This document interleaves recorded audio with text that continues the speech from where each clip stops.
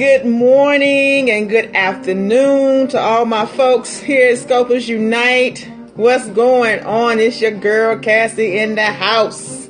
How are you all? On a beautiful Saturday, want to say first, happy 4th of July weekend to all of you all. Hope you all are having a fantastic time. And guess what? It's time for me to get my 5 minutes on. So I'm going to go ahead and click in.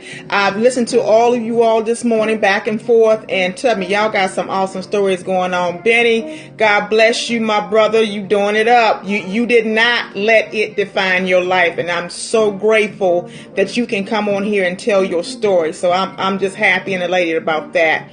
But let me just do some things for me at the moment. You all know that I lost my father at a very young age. And I remember going back to when I was a little child, listening to my parents argue back and forth. And really it was, most of my mom doing all the screaming and hollering, but they had arguments and stuff. And when you are a child, you hear those things, you listen to those things. And so you don't really forget them. Okay. You don't forget about those. But what I do remember about my dad is that my dad worked very hard, and he was a good man. He didn't hang out in the streets. He didn't play out in the streets. Probably the worst thing he probably ever did was smoke a pack of Winstons, okay, because he was a cigarette smoker, and he may drink some beer.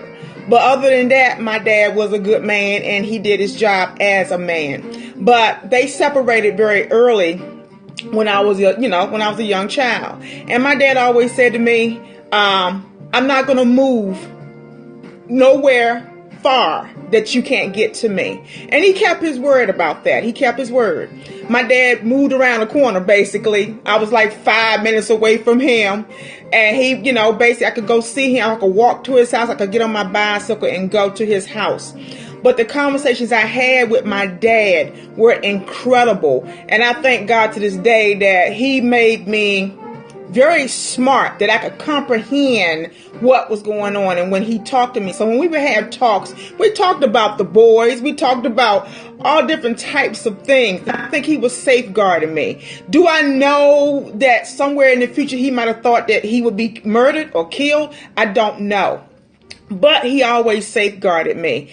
And when you start, thinking about how your parents were when you were growing up as a child, what did you take out of it?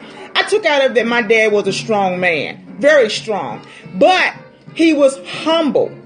On my mother's end, she was just about a ball of fire, always going, always going. And I wasn't treated well, I didn't get treated well at all by her, until after I left home, maybe a little bit after that. But what I'm saying to you all is this: regardless how bad your story is or how you grew up, never let it define you. My mom was abusive, and at every sense of the word, but I never let it define me. There's not a day that goes by that my two sons, don't call me or they don't recognize who I am. I'm grateful for that, because I didn't let what happened to me define who I am or define who I am today. So guess what, folks? Even though that didn't happen to me, I got to honor my father. Now, the lady never got her story. It never got her, her big day in court, so to speak. So now I am going back and seeing if I can have the case reopened. So that's where I'm at, folks. I'm going to be on a journey with this. It might be an emotional journey. So you all just keep me in prayer, because I don't know where it's going to go.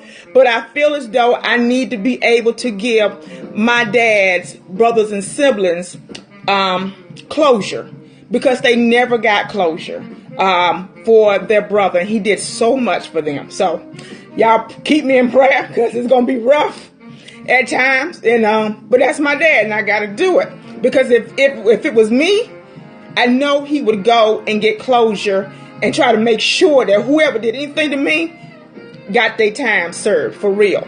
So with that being said, folks, y'all have a wonderful, wonderful 4th of July. Sophia Dunn is up next. Hurt her up, y'all. Support her. Y'all keep doing what y'all doing. I'll be back next week.